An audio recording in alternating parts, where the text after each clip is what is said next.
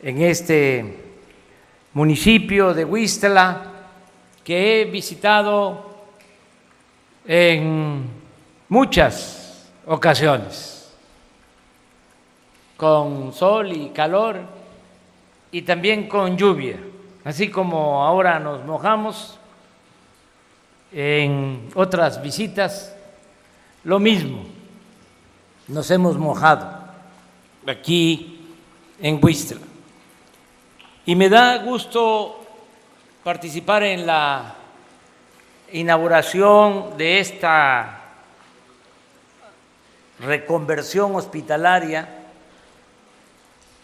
que nos satisface porque este antiguo hospital se modernizó, ya tiene equipos nuevos de avanzada, de la mejor tecnología, tiene camas, tiene instalaciones dignas, apropiadas para atender a pacientes. Yo quiero aquí en Huixtla pues celebrar de que existe esta infraestructura de salud, este hospital reconvertido de más de 30 camas. También aquí en Huixtla está el hospital del IMSS Bienestar. Se acaba de inaugurar una clínica para mujeres. En fin, hay infraestructura para la atención a la gente, para atender a quienes lo necesiten. Este es un objetivo del plan de salud, el contar con infraestructura, que tengamos unidades médicas, centros de salud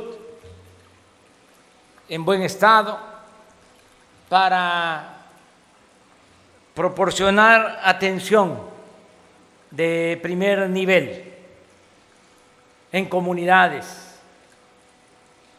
En Chiapas, como lo comentó aquí el doctor Castellanos, hay más de 1,000 centros de salud y también más de 500 unidades médicas rurales, esto para la atención del primer nivel.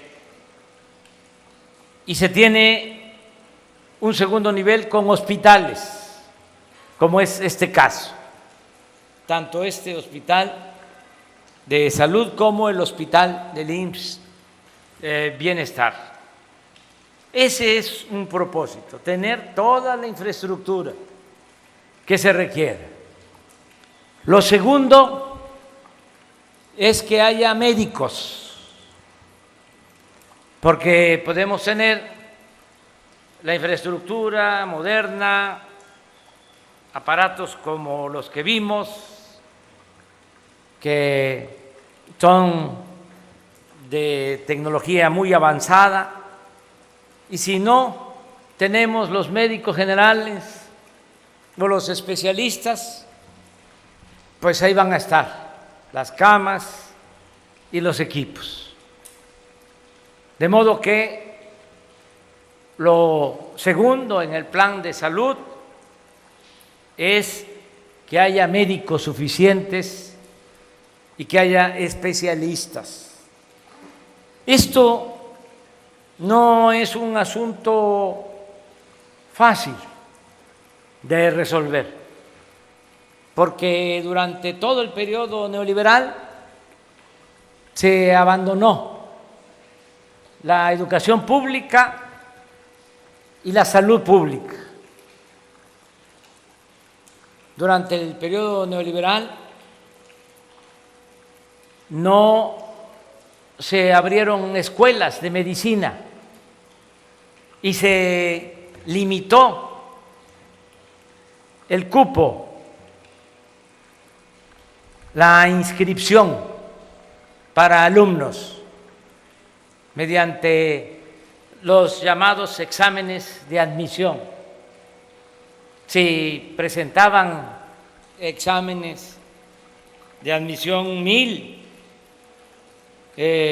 estudiantes, aceptaban a 100 y 900 eran rechazados. Una prueba contundente del fracaso de la política neoliberal está precisamente en el hecho de que en nuestro país no tenemos los médicos que se requieren, ni mucho menos tenemos los especialistas que se necesitan. Fíjense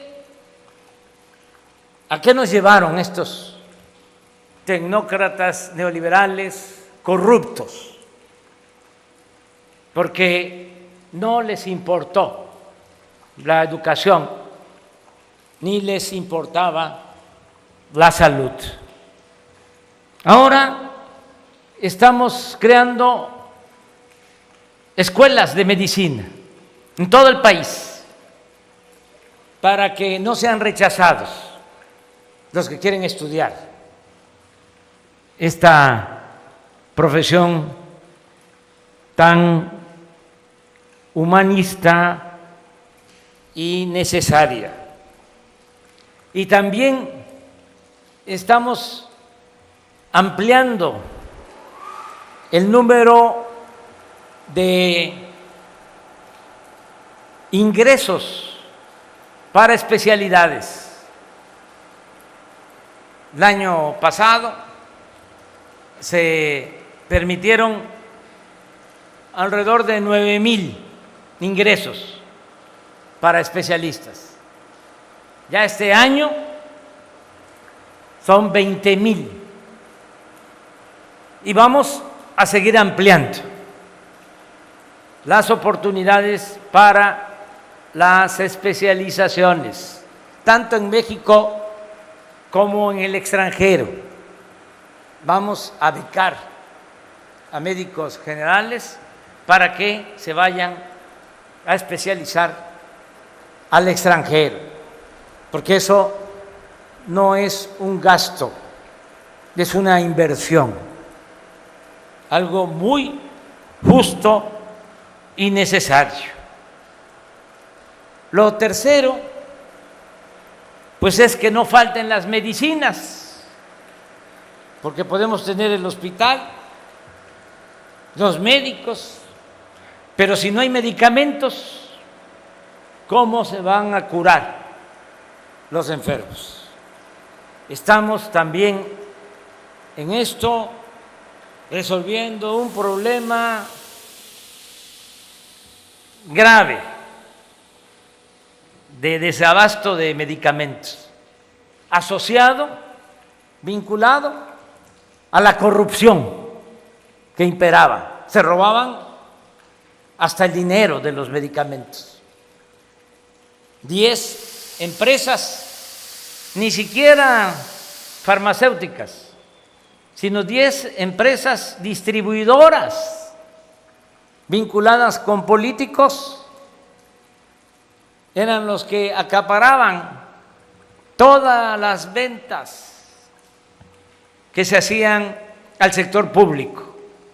100,000 millones de pesos al año se compraban de medicamentos. Y desde luego a precios elevadísimos, medicamentos de mala calidad, inclusive adulterados. 3 de estas 10 empresas acaparaban el 50% de todo lo que se erogaba para la compra de medicamentos. No se podía, porque habían candados, comprar medicamentos en el extranjero, porque se protegían estos monopolios. Nos costó bastante enfrentarlos. Todavía hay en los medios campañas de desinformación y de alarmismo, sensacionalismo, utilizando a niños que no tienen medicinas para curarse del cáncer. Pero lo que está detrás es de que se les fue el negocio. Y en este negocio jugoso, lucrativo, inhumano, participaban también dueños de medios de información. Por eso su enojo. Pero ya estamos comprando los medicamentos en el extranjero. Se hizo un acuerdo con la Organización de Naciones Unidas, con la ONU, y a través de la ONU se están comprando los medicamentos en todo el mundo y ya están llegando los medicamentos y se va a contar con abasto suficiente de medicinas. Esto se complementa con algo que es histórico, el que podamos garantizar la atención médica y los medicamentos de manera gratuita, garantizar lo que establece la Constitución, el derecho del pueblo a la salud. Estaba convertido ese derecho en letra muerta. Y ahora, aquí en Huixtla, quien asista a este hospital o al del IMSS Bienestar recibe atención médica, recibe los medicamentos de manera gratuita. Eso es un avance importantísimo. Nada de seguro popular, que ni era seguro, ni era popular. Nada de cuadro básico. Te vamos a dar las medicinas, pero nada más estas. Si necesitas otro tipo de medicamento, no tenemos, lo tienes que comprar. El compromiso es todos los medicamentos gratuitos. Y lo importante también es que con el mismo presupuesto nos va a alcanzar. Lo que decía aquí el gobernador Rutilio, con los ahorros. Si no hay corrupción, el presupuesto rinde, alcanza. Compraban una caja de pastillas para la diabetes en 100, 150 pesos la caja, y cuesta su fabricación 5 pesos, para tener una idea de los márgenes de utilidad que obtenían con la comercialización de los medicamentos. Ahora vamos a poder abastecer de medicamentos. No fue fácil. Fíjense cuánto tiempo nos llevó: 2 años, 9 meses. Y eso que comencé antes de tomar posesión de la presidencia. Desde que estaba en campaña y luego ya como presidente electo, empecé a reunirme con los médicos para llevar a cabo esta decisión de comprar medicamentos y de acabar con la corrupción en la compra de medicamentos. Antes de la pandemia me tocó venir aquí a Huixtla y visité 80 hospitales del IMSS Bienestar.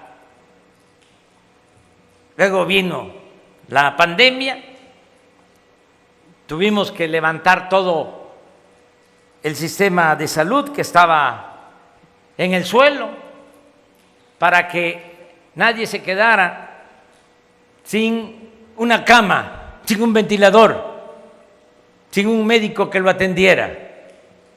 Y es satisfactorio poder decir que todos los que padecieron de contagio de COVID fueron atendidos. Y hablo en pasado porque ahora es distinto a lo que vivimos en la primera ola y en la segunda. Llegamos a estar en la segunda ola en la Ciudad de México con una ocupación hospitalaria del 95%. Ahora estamos al 50%, pero además de que ya no es el mismo número de contagios y de hospitalizaciones, lo más importante es que ya no hay el número de fallecidos que tuvimos y que nos duele mucho en la primera y en la segunda ola de COVID. ¿Y por qué ahora hay menos fallecidos y se hospitalizan menos personas? Porque estamos avanzando en la vacunación. Dije hace un tiempo que el premio Nobel en salud se lo deberían dar al colectivo que hizo posible que se contara en poco tiempo con una vacuna para enfrentar el COVID. Nada más para que tengamos una idea de lo que esto significó. Cuando nos invadieron los españoles, trajeron la viruela y se diezmó la población, porque los curanderos aborígenes no sabían cómo enfrentar estas enfermedades, se convertían en epidemias. Cuando llegaron los españoles, México, nuestro país, tenía alrededor de 16 millones de habitantes antes de que llegaran los españoles. México prehispánico. Y 80 años después de la llegada de los españoles, ya solo lo que es hoy nuestro país contaba con 1 millón de habitantes. Literalmente se había diezmado la población. ¿Cuánto tiempo llevó recuperar la población que se tenía antes de la llegada de los españoles? Pues se recuperó esa población hasta el siglo pasado, hasta el siglo XX. No se recuperó en los 3 siglos de la colonia española. No se recuperó. 1821,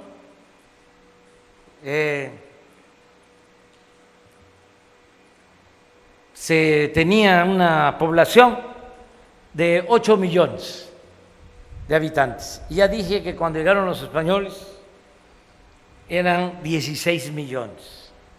Bueno, en 3 siglos no se recuperó la población. Pero ¿cuándo se tuvo la vacuna para la viruela? En 1800, casi 300 años después de que empezó a proliferar esa pandemia. 3 siglos para tener la vacuna. Y ahora, como milagro, en 1 año se contó con la vacuna para enfrentar la pandemia del COVID. Esto ha ayudado muchísimo, porque gracias a eso se han salvado millones de vidas. Si no se hubiese logrado contar con la vacuna, otra fuese la situación en el mundo y en nuestro país. Está demostrado que los que se están contagiando, los que se hospitalizan, los que desgraciadamente fallecen, en un porcentaje considerable, mayoritario, son los que no están vacunados. Por eso también aprovecho aquí en Chiapas hacer un llamado para que todos nos vacunemos. Nada de estar pensando de que nos va a producir reacciones y nos va a afectar la vacuna. Al contrario, la vacuna nos protege. Hay muchos casos tristes donde quienes promovían el que no se vacunara la gente han sido afectados, contagiados y han perdido la vida. Y antes de fallecer dejan recados, dejan mensajes recomendando que la gente se vacune. Entonces, es muy importante continuar en Chiapas con la vacunación. Por eso, cuando se fue retrasando la vacunación en Chiapas, y pregunté, porque estaba en los últimos lugares, me llegaron a decir, como si yo fuese un citadino o un marciano, de que lo que sucedía es que la gente en Chiapas no quería vacunarse. No les creí. No, ¿cómo no van a querer vacunarse? Y le di instrucciones a Zoé Robledo de que se hiciera cargo, que viniera a Chiapas, que hablara con el gobernador, como lo hizo, se pusieran de acuerdo y que se impulsara la vacunación. Y así ya Chiapas ya tiene un sitio adecuado en vacunación y lo tenemos que seguir haciendo. No es decir, es que aquí no nos pasa nada, estamos en verde, ya llevamos 6, 8 meses así, no hay problema. No debemos de confiarnos. Además, viene la temporada de lluvia, viene el invierno aún aquí en el trópico, hay mucha humedad y es muy propicio para enfermedades respiratorias. Entonces necesitamos llegar a fin de año vacunados, protegidos. Hablaba yo de que son 3 acciones importantes: la infraestructura de salud, los médicos, las medicinas. Y otro tema también importante, el que podamos regularizar la situación de los trabajadores de la salud. Es un compromiso que hice y lo voy a cumplir, porque hay miles de trabajadores de la salud que están laborando por contrato o como eventuales. Algunos llevan años. He hecho el compromiso de que los vamos a ir regularizando, sin influyentismo. Vamos a empezar con los que tienen más antigüedad en centros de salud, en hospitales. de la Secretaría de Salud, del Gobierno del Estado y de el IMSS y de el ISSSTE. Vamos a cumplir con ese compromiso. Me da mucho gusto estar aquí. Mañana vamos a estar precisamente en Tapachula visitando un hospital, pero este es un hospital para derechohabientes, el de Tapachula. Ahí todos los trabajadores pueden ir y recibir atención médica, medicamentos gratuitos, pero también lo mismo en este hospital. Es para la población que no cuenta con seguridad social, para todos, salud en beneficio de todo el pueblo de Chiapas y de todo el pueblo de México. Felicitaciones al doctor José Manuel Cruz Castellanos por su entusiasmo, su entrega como secretario de Salud del Estado de Chiapas, y nuestro apoyo al gobernador de Chiapas, Rutilio Escandón Cadenas. Siempre la Federación va a apoyar al Estado de Chiapas. Muchas gracias.